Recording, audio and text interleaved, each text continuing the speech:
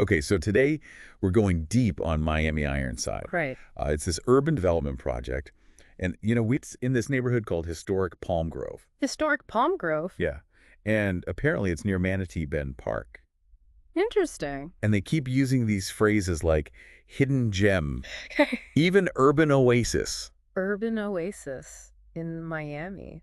That's an interesting concept. Right, like it's supposed to be this kind of surprising discovery, even though it's in this really well-known city. Yeah, that definitely piques my curiosity. Me too. What do you think they're getting at with that description? I think it's all about atmosphere.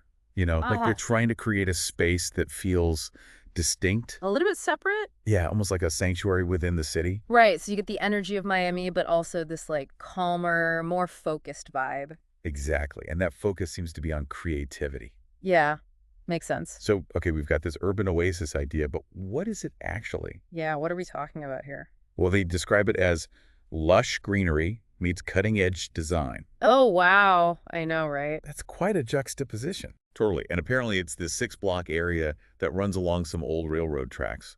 Interesting. So they're incorporating the history of the area. Yeah, and within those 6 blocks, they've got architecture sustainability, and they keep coming back to this word community. Community. Yeah, I feel like that's a really important piece of what they're doing. I think you're right. It's not just about individual businesses or buildings. No, it's like they've intentionally created a space for people to connect and collaborate. To create a shared identity almost. Exactly, and that ties back to the oasis idea, Yeah, like a little ecosystem within the larger city. Okay, so let's zoom in on the design a bit. Okay. They talk about all these design studios, showrooms, galleries, workspaces. Sounds pretty standard so far. Yeah, but then they bring in this whole arboretum thing. An arboretum. Yeah, the Ironside Arboretum.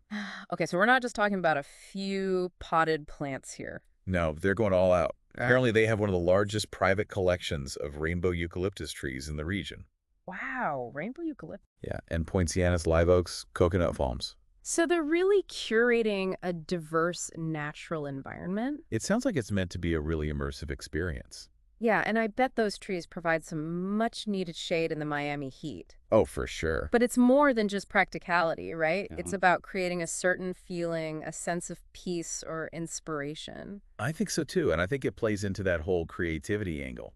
Definitely, nature can be a huge source of inspiration for artists and designers. So who are they trying to attract to this place? Yeah, who is the target audience for this urban oasis? Well, the source mentions designers, artists, entrepreneurs. Okay, a creative crowd. Yeah, and then they also mention people interested in wellness. Interesting. So a mix of professional and personal interests. And the activities they highlight are things like exploring the architecture, attending workshops, enjoying local spots. So it's about more than just working there. It's about experiencing the space, connecting with others. Finding inspiration. Exactly. It's interesting how they're blending all these different uses together. Yeah, it's not like a typical office park or shopping mall. Right, it's much more integrated. And I think those workshops are a key part of that. Yeah, they provide opportunities for people to learn from each other. To share skills, to collaborate outside of their normal work. And to build those connections that can lead to new ideas. Okay, now let's talk about the sustainability aspect. All right, because that was a big focus in the materials. Huge. They talk about adaptive reuse of the existing buildings. Which is always a more sustainable approach than building from scratch. Totally. And they're also doing rainwater management. Okay, so they're thinking about water conservation. Yeah, and get this. They're using a circular economy design philosophy. Now that's interesting. What does that even mean? Basically, it means designing the space so that resources are reused and waste is minimized.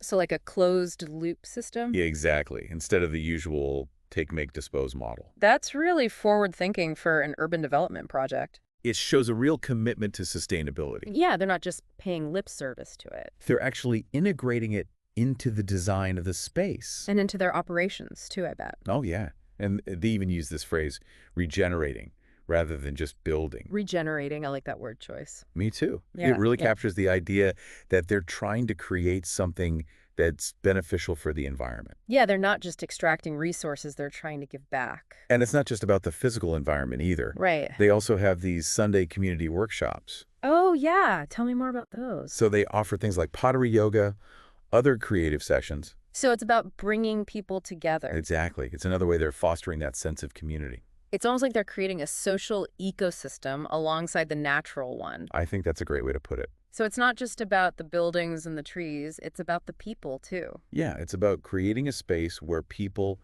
feel connected to each other and to the environment. So if you're an artist or a designer looking for a new space to work, Or a business looking for a unique event venue.